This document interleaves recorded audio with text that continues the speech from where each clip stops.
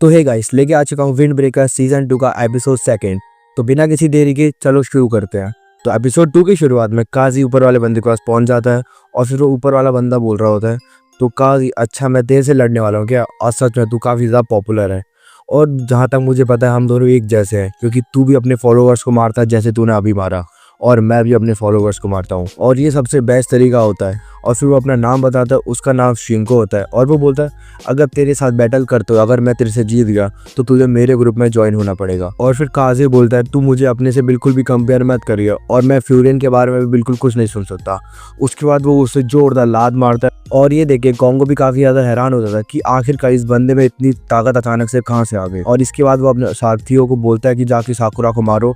तो सारे साथी उसको मारने जा रहे होते हैं, लेकिन हम देखते हैं वो साकुरा उड़ उड़ के सबको मार रहा होता है। वो बहुत ही गंदे तरीके से सबकी धुलाई कर रहा होता है और ये सब देख के कॉन्गो को काफी ज्यादा डर लगता है। उसके बाद साकुरा उसके पास जाता है और उसे जोरदार पंच मारता है और फिर वो दीवार पे आके लड़ता है और उसका काम उधर ही खत्म हो जाता है।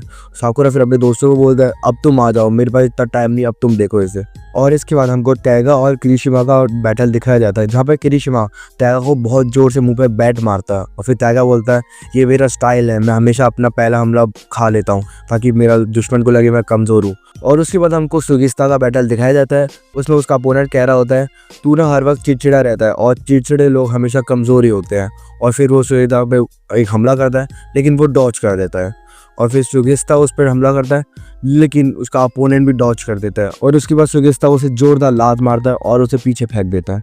और इसके बाद तभी हमें टैगा का सीन दिखाया जाता है, जहां उसने उसके अपोनेंट का पंच रोक लिया होता है और बोलता है अब मुझे काफ़ी ज़्यादा मज़ा आने लगता है और फिर उसे जोरदार पंच मारता है और फिर बोलता है चलो फिर हम राउंड 2 स्टार्ट करते हैं। और तभी सुगिस्ता उसी बंदे का पैर पकड़ लेता है और उसे उठा के ना एक जगह पर दूसरी जगह पे पटकने लगता है और कुछ टाइम तक उसे साकुरा की वाली बैटल याद आने लगती है जहाँ पर उसकी फाइट चल रही होती है। उसके बाद हमको टैगा की बैटल दिखाती है जहाँ का उसका अपोनेंट उस पर बल्ले से मार रहा होता है, बट टैगा उसके बल्ले को पकड़ के उसको डॉज कर देता है और उसे जोरदार पेट पे एक पंच मारता है और तभी उसका अपोनेंट बहुत ज़्यादा घायल हो जाता है और पीछे जाके गिर देता है। और इसके बाद टैगा और साथ ही सुगिस्ता अपना फाइनल वार कर रहे होते हैं। टैगा अपना पंच मारता है और सुगिस्ता ने किक मारता है।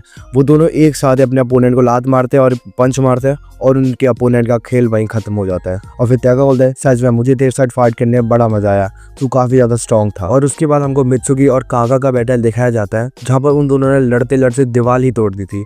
और फिर मित्सुकी बोलता है कि ये दीवार मैंने नहीं तोड़ी बल्कि तूने तोड़ दिया। फिर कागा बोलता है हाँ मान लिया मैंने ये दीवार तोड़ी है क्योंकि मैं तेरे से ज्यादा स्ट्रॉन्ग हूँ। और उसके बाद वो दोनों लड़ने लगते हैं और वो लड़ते लड़ते उसका मजाक भी उड़ा रहा होता है, वो उसे लड़की लड़की कहने लगता है।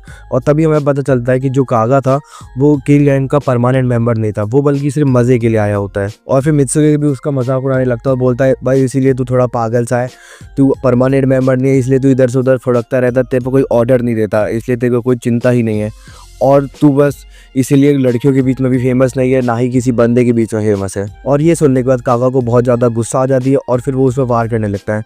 लेकिन मित्सुकी जो था वो सिर्फ अपने पंजे से, यहाँ की हाथ की जो हथेली होती है उससे उस पर वार करता है, इतना जोरदार वार करता है कि कागा वहीं की वहीं बेहोश हो जाता है, वहाँ गिर जाता है। और फिर वो बोलता है तू तो मुझे थोड़ी देर पहले कमज़ोर बोल रहा था लेकिन तू तो मेरा एक हमला भी नहीं सह पाया। और बताता है कि बस तू थोड़ा अच्छा इंसान होता ना, तू लड़कियों के बीच में काफ़ी ज़्यादा फेमस हो जाएगा।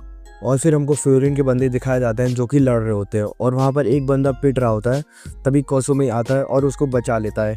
और इसके बाद फ्यूरिन के जो कुछ बंदे होते हैं ना वो अपने सीनियर की काफ़ी तारीफ़ करने लगते हैं और जो 2 बंदे थे ना उनके पीछे अचानक से ना एक बंदा आता है और पीछे से अटैक करता है, उनके पीछे एक डंडा मारता है और तभी उधर से साकुरा आता है और उसे जोरदार एक मुक्का मारता है और वो वहीं के वहीं ख़त्म हो जाते हैं। और तभी वहाँ पे साकुरा काफ़ी ज़्यादा उदास था क्योंकि उसकी शक्ल को देख के साफ पता चल रहा था क्योंकि वो बहुत ज़्यादा पिट चुका था और उसने बहुत सारी फाइट की थी।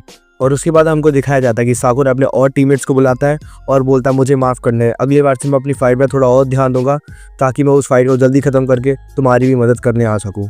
और उसके बाद वो सारे बोलते कोई बात नहीं और उसके बाद हम देख पाते हैं कि वो ज़्यादा जो भी और बंदे बचे होते हैं उनको भी मारने लगते हैं। और उसके बाद हम देखते हैं कि साकुरा के ऊपर से कोई उड़ता हुआ बंदा आता है और उसके साइड में आके गिर जाता है और वो बंदा किसी और नहीं बल्कि सुअर ने उड़ाया होता है, वो उसे काफ़ी बुरी तरीके से मार रहा होता है।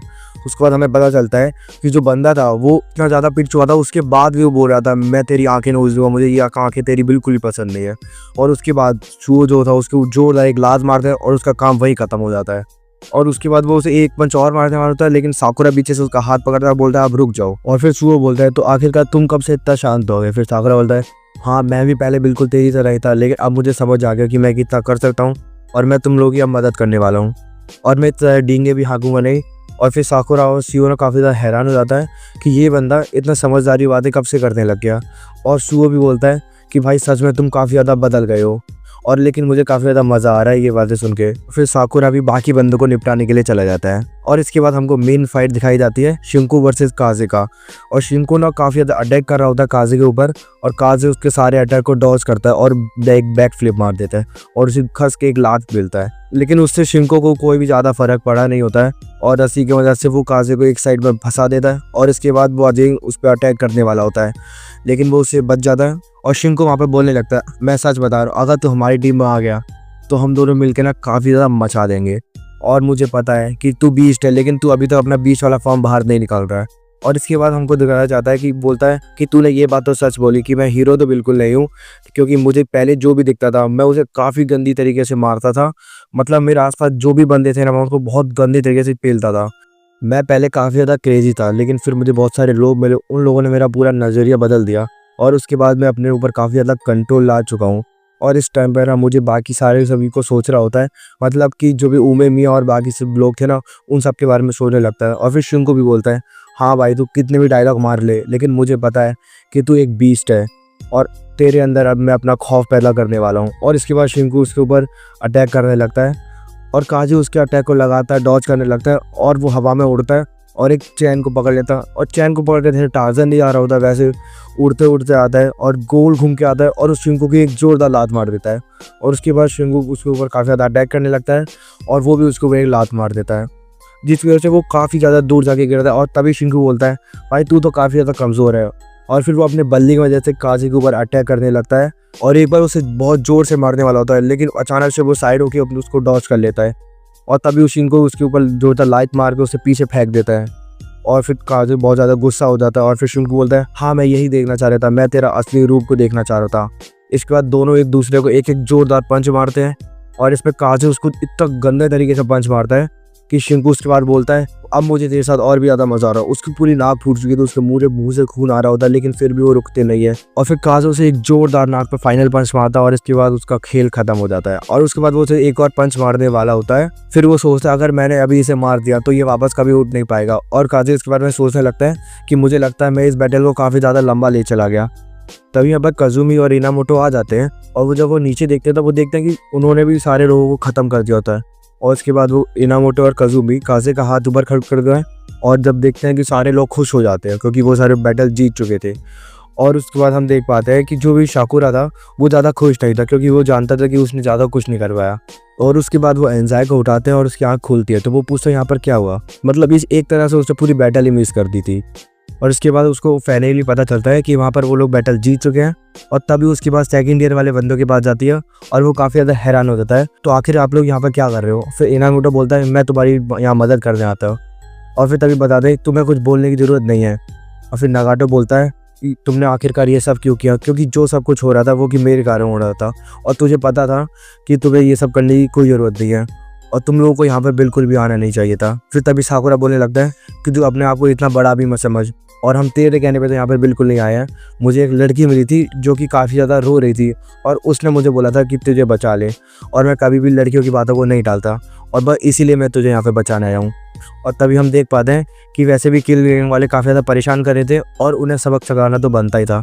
और सिर्फ 2 एपिसोड के अंदर ही वो इतने बड़े बड़े डायलॉग मारने लग गए और इसके बाद बाकी लोग भी उसे समझाने लगते हैं कि इसमें कोई बड़ी बात नहीं, हम तेरी सिर्फ मदद ही करने आए हैं, हम तेरे दोस्त हैं, ऐसा बोलते हैं।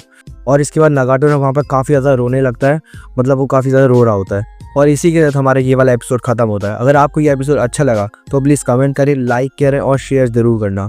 और प्लीज़ मेरे चैनल को सब्सक्राइब ज़रूर कर देना ताकि मैं इसके आगे और एपिसोड डालूँ तो तुमको ज़रूर दिख जाए। और अगर आपको इसका अगला एपिसोड चाहिए तो प्लीज़ एक कमेंट ज़रूर कर देना कि नेक्स्ट एपिसोड, मैं समझ जाऊँगा आपको अगला एपिसोड चाहिए। प्लीज़ कमेंट ज़रूर करना है कि उससे मोटिवेशन मिलती है, क्योंकि अभी मेरे चैनल पे ज़्यादा व्यूज़ नहीं आ रहे हैं तो मुझे मोटिवेशन की बहुत ज़रूरत है। तो फिर ये वीडियो यहीं एंड करते हैं। तो thank you for watching, sayonara.